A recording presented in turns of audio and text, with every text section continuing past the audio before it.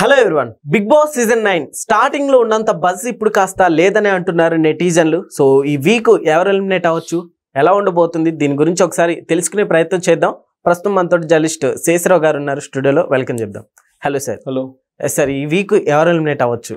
ఇప్పటి వరకు eliminations recent గా వారాల్లో మనం చూస్తే కనుక వైల్డ్ కార్డులతోటి ఎంట్రీ అయినటువంటి వాళ్ళు లేదా రీఎంట్రీ అయినటువంటి వాళ్ళు ఎలిమినేట్ అవుతూ వస్తున్నారు.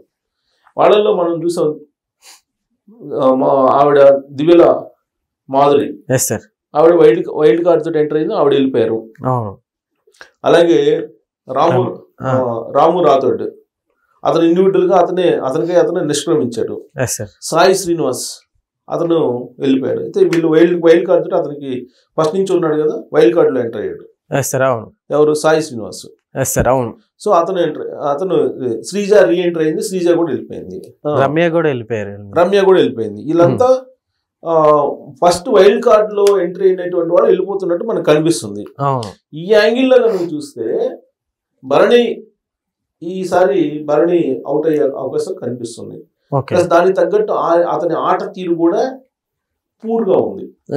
ఇప్పుడు భరణితో పాటు దివ్య గ్రాఫ్ కూడా కాస్త తగ్గినట్టు అనిపిస్తుంది. నెక్స్ట్ దివ్య భరణి పూర్ ఉంది, ఆ తర్వాత పూర్ దివ్యది ఉంది. కాకపోతే బిగ్ బాస్ ఈక్వేషన్స్ అన్ని ఎప్పటికప్పుడు మారిపోతుంది.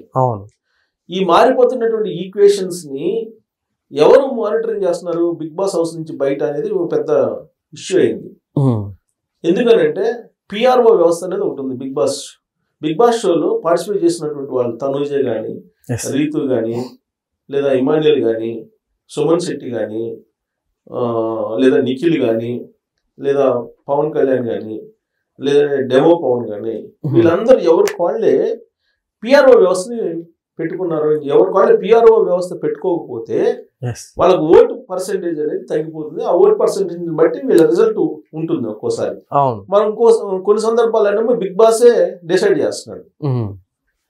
సో ఇప్పుడు ఎపిసోడ్ కనుక చూస్తే, ఈ వారం ఎపిసోడ్ కనుక చూస్తే, ఒక రాజు ఇద్దరు రాణులు గేమ్ నడుస్తుంది. అది కాస్త ఇప్పుడు ఇద్దరు రాజులు ఒక రాణి ఇద్దరు రాజుల కింద మారిపోయింది.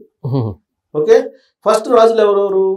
రీతు, దివ్య, ఆ తర్వాత కళ్యాణ్, వీళ్ళు రాజులు.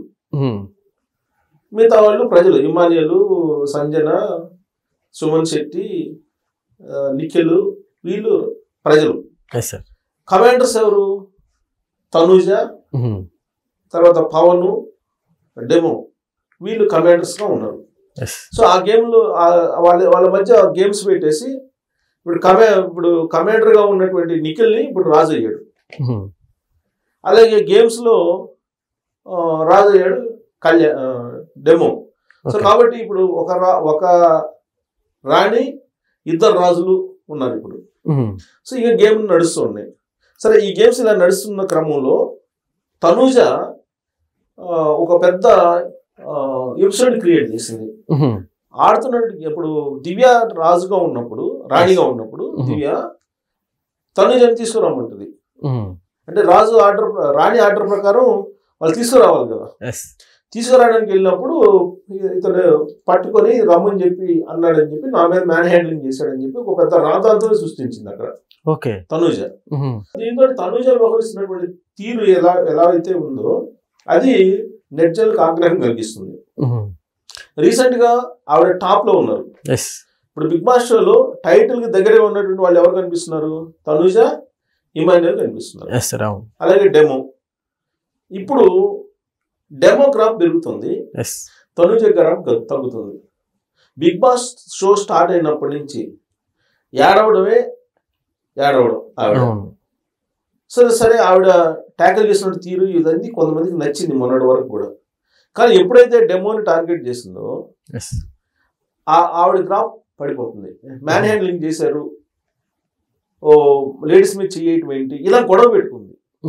ఏదో ఒక రకంగా బిగ్ బాస్ లో కూడా బిగ్ బాస్ ఎలా నడిపిస్తున్నాడంటే తనూజ టైటిల్ విన్నర్ అనే యాంగిల్లో ఒక అభిప్రాయం వచ్చేలాగా బిగ్ బాస్ నడిపిస్తున్నారు. అలాగే హోస్ట్ నాగార్జున గారు కూడా అదే నడిపిస్తున్నారు. ఇలాంటి అభిప్రాయం నెట్జన్ లో ఉంది ఆడ. సో కాబట్టి ఇప్పుడు తనూజ ఈ వారంలో తనూజ గ్రాఫ్ పడిపోయింది. తనుజ గ్రాఫ్ పడిపోయి డెమో గ్రాఫ్ పెరిగింది ఇప్పుడు. Okay sir. సో రేపు మరి పడిపోయిన ఇప్పుడు నెట్జన్స్ లో ఓటర్స్ లో ఈమె గ్రాఫ్ పడిపోతుంది. ఈ ఒక రకంగా చెప్పాలంటే నెట్జన్లు వేటాడుతున్నారు ఇప్పుడు తనుజని. ఓవర్ యాక్షన్ చేస్తుంది, అదేమిటి ఏడ్చిద్ది అని. ఇప్పటి వరకు ఆవిడ కెప్టెన్ కాలేదు, ఏ టాస్క్ లో కూడా గెలవలేదు, కూడా ఏ టాస్క్ లో గెలవలేదు, కెప్టెన్ కాలేదు, మేనేజ్ చేస్తూ వచ్చింది. ఆ మేనేజ్ చేస్తూ వస్తుంది, ఎవరి ద్వారా మేనేజ్ చేస్తూ వస్తుంది అనేది ప్రజలకు అర్థమైపోయింది ఈ ఎపిసోడ్ మొత్తం చూసిన తర్వాత. బిగ్ బాస్ అలాగే హోస్ట్ చేస్తున్నారు అనేది అర్థమైపోయింది. సో దీంతో కొంచెం స్ట్రాటజీ మార్చినట్టు కనపడుతుంది. ఇప్పుడు బిగ్ బాస్ కొంచెం స్ట్రాటజీ మార్చినట్టు కనిపిస్తుంది, తనుజని కొంచెం తగ్గిస్తున్నట్టు. లేదంటే ఈ మొత్తం తనుజానే స్క్రీన్ మీద ఎక్కువ చూపిస్తున్నాడు బిగ్ బాస్. తనుజానే ఎక్కువ చూపిస్తున్నారు. తనుజానేమో ఏడవటమో, గొడవ పెట్టుకోవటమో, వివాదం పెట్టుకోవడం ఏదో ఒకటి చేస్తుంది. సో దీంతో తనుజ గ్రాఫ్ చాలా పడిపోయింది. సరే, ఇంకా భరణి అయితే భరణి కారణంగానే ఓడిపోయానని చెప్పేసి నిఖిల్ చెప్తున్నాడు. సో ఆటల్లో సో కాబట్టి భరణి పర్ఫార్మెన్స్ బాగలేదు అనేది బిగ్ బాస్ చెప్తున్నాడు. అలాగే హోస్ట్ నాగార్జున గారు కూడా అదే అభిప్రాయం. స్టార్టింగ్ లో అంతే ఉంది, ఇప్పుడు బయటకు వెళ్ళి వచ్చిన తర్వాత కూడా అంతే ఉంది. బయటకు వెళ్ళి వచ్చిన తర్వాత కూడా అదే పరిస్థితి ఉంది. మరి అతను అంటే అతనికి ఓవర్ కాన్ఫిడెన్స్ ఉంది అనేది ఒక ఫీలింగ్ హౌస్ లో ఉన్నటువంటి వాళ్ళకి ఉంది. అలాగే దివ్య రాణిగా ఉన్నప్పుడు భరణిని అలాగే తనుజని భరణిని ప్రధానంగా భరణిని టార్చర్ పెట్టింది అనేది ఒకటి ఉంది. ఓకే. సో అంటే ప్రజలు టార్చర్ పెట్టి రాణులు ఏదైనా చేస్తారు కదా, సో అలా టార్చర్ పెట్టినట్టు సుమన్ శెట్టిని వాళ్ళ టార్చర్ పెట్టడం, ప్రధానంగా భరణిని చేతులు కట్టేసి చేయటం, ఇవన్నీ కూడా ఎక్కువగా ఓవర్ యాక్షన్ చేసింది అనేది. ఇప్పుడు ఆవిడ కమాండర్ అయింది. ఇప్పుడు రాణిగా ఇప్పుడు ఒక రీతునే ఉంది. సో కాబట్టి ఇప్పుడు నెక్స్ట్ రాబోయే గేమ్స్ ఎలా ఉంటాయని చూడాలి. బట్ భరణి ఇప్పుడు ప్రజల్లోనే ఉన్నాడు. ప్రజలు ఇమానియలు, భరణి, సుమన్ శెట్టి, సంజన వీళ్ళు ప్రజలు జాబితాలో ఉన్నారు. సార్, ఈ టాస్క్లు అంత ఇంట్రెస్టింగ్ గా అనిపించాయంటే ఏమంటారు సార్? ఇంట్రెస్టింగ్ లేవు అసలు. చోట్ల గ్రాఫ్ పడిపోయింది. మామూలుగానే బిగ్ బాస్ షో చూసే వాళ్ళు తగ్గారు, ఇప్పుడు ఇంకా తగ్గిపోతున్నారు.